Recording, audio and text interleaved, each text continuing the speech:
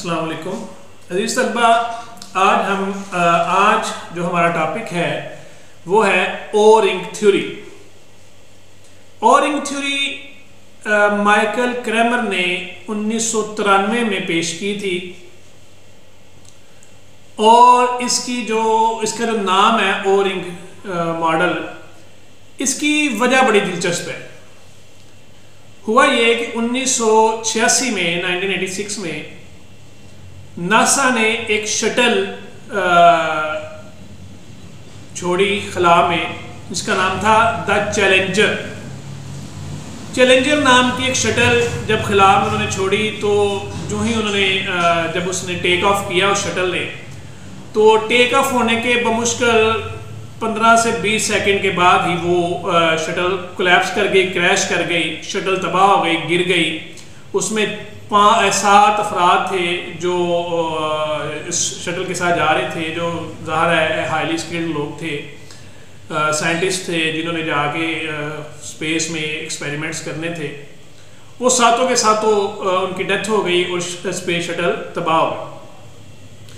तो जब इस शटल की तबाही की वजह ढूंढने की कोशिश की तो पता चला कि इसमें एक रिंग था जो कोई 60-70 सेंट का, यानी $1 से भी कम उसकी कीमत थी। वो रिंग उसमें शामिल था। उस रिंग ने एक्सपेंड करना था, फैलना था हीट के साथ। तो उसको मतलूबा हीट नहीं मिली और उस मतलूबा हीट के ना मिलने की वजह से वो रिंग फैल नहीं सका। सिर्फ उस रिंग की वजह से वो पूरी की पूरी शटल ही वो तबाह हो गई। तो उस रिंग के नाम से ये मॉडल है ओ रिंग मॉडल। तो उस रिंग का इसके साथ क्या ताल्लुक है, इस मॉडल के साथ क्या ताल्लुक है, वो आप जब हम आगे बताएंगे तो फिर आपको जरा अंदाजा हो जाएगा। तो ओ रिंग थ्योरी बुनियादी तौर पे कहती क्या है, इसका मेन आइडिया क्या है, बेसिक जो थीम है ओ रिंग थ्योरी का वो क्या है।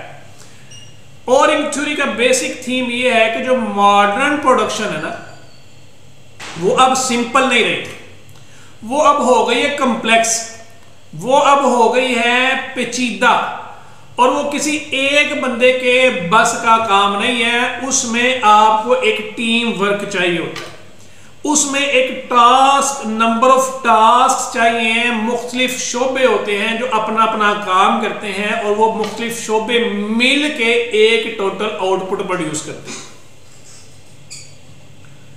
Modern production requires of many activities to be done well for output to have high value। अच्छी वैल्यू की, अच्छी स्किल्ड की, अच्छी क्वालिटी की प्रोडक्शन के लिए, अच्छी क्वालिटी की आउटपुट के लिए आपको एक टीम चाहिए होती है जो हाईली स्किल्ड लोगों पर बेस करती है।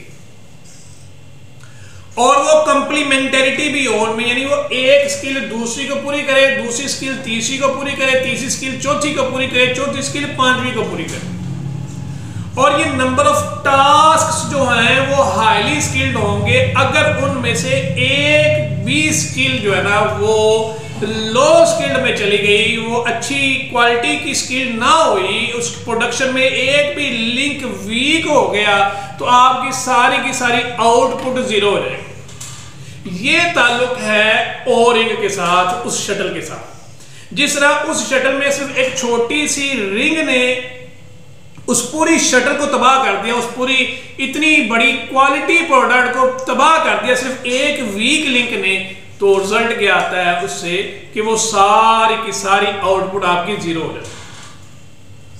जैसे एक एग्जांपल अगर हम ले लें तो एक टेक्सटाइल फैक्ट्री है। उस टेक्सटाइल फैक्ट्री में मुख्तलिफ शोबे, मुख्तलिफ डिपार्टमेंट्स हैं। जैसे उसमें सबसे पहले आप फैब्रिक स्टोर है, आप चीज को खरीदते हो, कपड़ा खरीदते हो। फिर उसके बाद कटिंग सेक्शन में जाता है, कटिंग होती है, उस कपड़े की कटिंग होती है। फिर उसकी स्टिचिंग सेक्शन में जाता है, स्विंग फ्लोर होता है जिसमें कपड़ा सिलाई होता है। उसके बाद फिर एम्ब्रॉयडरी होती है, फिर उसकी प्रिंटिंग सेक्शन होता है, फिर फिनिशिंग होती है उसकी, फिर उसके बाद क्वालिटी चेक होता है, फिर उसके बाद पैकिंग होती है, फिर शिपिंग होती है। यानी ये तकरीबन 9 सेक्शन बन जाते हैं। पहले कपड़ा खरीदना है, ये टास्क है, पहला टास्क है कपड़ा खरीदने का। दूसरा टास्क है कपड़े को कट करने का, तीसरा है स्टिचिंग का, सिलाई का, फिर उसकी पे एम्ब्रॉयडरी अगर कुछ होनी है तो वो है, फिर प्रिंटिंग का है, फिर उसके बाद उसकी फिनिशिंग होनी है, उसको प्रिंट, उसके बाद फिर उसकी क्वालिटी चेक होनी है, फिर उसके बाद उसने पैक होना है, पैक के बाद फिर उसने शिप होना है, फिर उसने दुकान पे जाना है। अब जरा आप अंदाजा करिए, एक 9 लिंक्स है, 9 टास्क। इन सब टास्क में आप अच्छी प्रोडक्शन के लिए, अच्छी आउटपुट के लिए, अच्छी क्वालिटी फैब्रिक्स के लिए आपको इन 9 के 9 टास्क को हाईली स्किल्ड लोगों के हवाले करना है जो इसको अच्छी तरीके से काम कर सके। अगर आपका एक भी लिंक वीक हुआ, इसमें एक भी सेक्शन कमजोर हो गया, तो आपकी पूरी आउटपुट को वो जीरो कर देगा।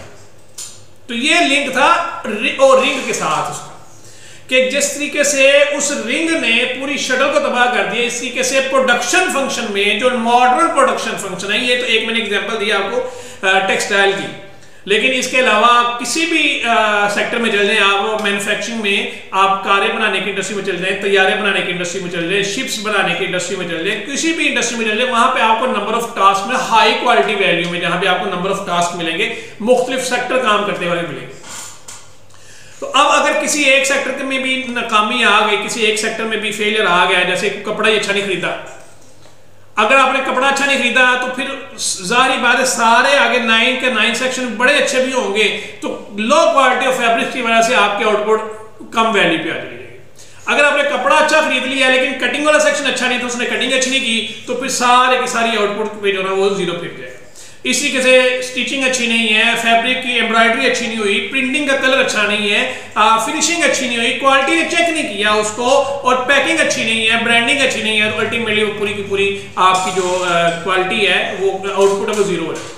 तो ये बुनियादी बेसिक आइडिया है कि जो मॉडर्न फंक्शन है वो सिंपल नहीं रहा, जो मॉडर्न प्रोडक्शन है वो अब सिंपल नहीं रही, वो अब सीरीज ऑफ टास्क पे मुश्तमिल है, कि अब वो मुख्तलिफ टास्क होते हैं जो टास्क कंप्लीट किए जाते हैं, और इस क्वालिटी में छोटी सी नेग्लिजेंसी भी आपकी पूरी आउटपुट को जीरो कर सकती है। इसी के से एक स्टूडेंट है, जैसे हम एक स्टूडेंट की मिसाल लें, तो अगर स्टूडेंट ने 8-10 सब्जेक्ट्स पढ़ने हैं, तो उन 8-10 सब्जेक्ट्स में अगर सब में अच्छे टीचर्स नहीं है, एक टीचर का भी रिजल्ट, एक भी टीचर बुरा आ गया, उसका रिजल्ट खराब हो गया, तो बच्चा बेशक बाकी सब सब्जेक्ट्स में उसके नंबर अच्छे हैं, लेकिन जिस सब्जेक्ट में टीचर वीक था, लो स्किल्ड टीचर था, उस सब्जेक्ट में बच्चा फेल हो गया, तो रिजल्ट क्या आएगा कि वो बच्चे की पूरी आउटपुट जीरो हो जाएगी, वो बच्चा फेल कंसिडर होगा, पास तसव्वुर नहीं होगा। इसी के से आप किसी भी शोबे में चल जाएं, मैन्युफैक्चरिंग में चल जाएं, कारों में चल जाएं, आप हवाई जहाज़ों में, शिप्स में, असलहे में, किसी भी सेक्टर में चल जाएं, वहां पर अगर आपको नंबर ऑफ टास्क मिलेंगे, अगर आपको एक भी लिंक मिस हो गया तो आपकी टोटल आउटपुट जीरो हो सकती है। प्रोडक्शन फंक्शन जो ओरिंग थ्योरी प्रोवाइड करती है वो है जी y = n multiply by q1 q2 q3 q4 up to qn। अब इसकी बाइफिकेशन कर लें। n से मुराद है नंबर ऑफ टास्क, कि कितने टास्क हैं, या यूं कह लें कितने सेक्टर्स हैं, कितने डिपार्टमेंट हैं उस प्रोडक्शन के, उस चीज को बनाने के। जैसे हम टेक्सटाइल में अगर हम साथ, तो 9 प्रोडक्शन थे, 9 सेक्शन थे उसके, तो Q1 Q2 Q3 ये है क्वालिटी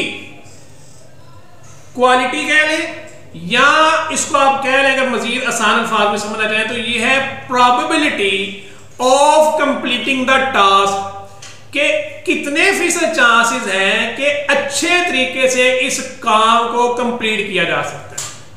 तो इसलिए इसकी वैल्यू होती है 0 से लेके 1 तक, यानी अगर 0 इसकी वैल्यू है तो इसका मतलब ये है कि 0% चांस है कि ये सक्सेसफुली कंप्लीट हो सकेगा, और 100% चांस है कि ये काम नहीं होगा इस बंदे से, ये इस वर्कर की स्किल इतनी नहीं है कि वो 100% इसको कंप्लीट कर सके। अगर इसकी वैल्यू 1 है तो इसका मतलब ये है कि 100% चांसेस है कि ये काम सक्सेसफुली कंप्लीट हो जाएगा। तो इसलिए ये वैल्यू मिडल में रहती है, 0 से 1 के दरमियान रहती है। इसके वैल्यू 0.1 होने का मतलब ये है कि 10% चांसेस है कि काम सक्सेसफुली कंप्लीट होगा, 90% चांसेस है कि काम सक्सेसफुली कंप्लीट नहीं होगा। 0.2 का मतलब ये है कि 20% चांसेस है कि सक्सेसफुली कंप्लीट होगा, 0.9 का मतलब यह है कि 90% चांसेस है कि ये काम सक्सेसफुली कंप्लीट होगा। तो जितनी ज़्यादा प्रोबेबिलिटी होगी उतना ज़्यादा चांसेस होंगे इसके सक्सेसफुली कंप्लीट होने के। तो ये इसका प्रोडक्शन फंक्शन है बुनियादी तौर पर।